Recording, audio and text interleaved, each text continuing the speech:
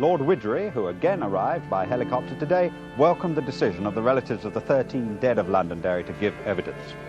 The significance of the Widgery report, when it came out in April of 1972, was that here you had the Lord Chief Justice of England, the highest legal authority in the land, declaring that no law had been broken, no crime had been committed by a massacre of people from the Bogside.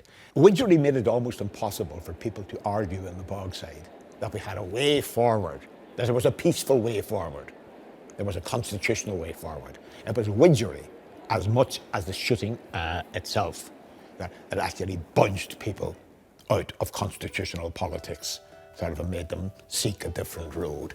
So Lord Widgery's got an awful lot to answer for. Stride and terrorized, have you never realized? Did you never feel shame for what was done in your country's name? And find out who's to blame and why they were so inhumane. Still they teach you in your school about those glorious days of rule, how it's your destiny to be superior to me. But if you've any kind of mind, you'll see that all humankind are the children of this earth, and your hate for them will chew you up and spit you out.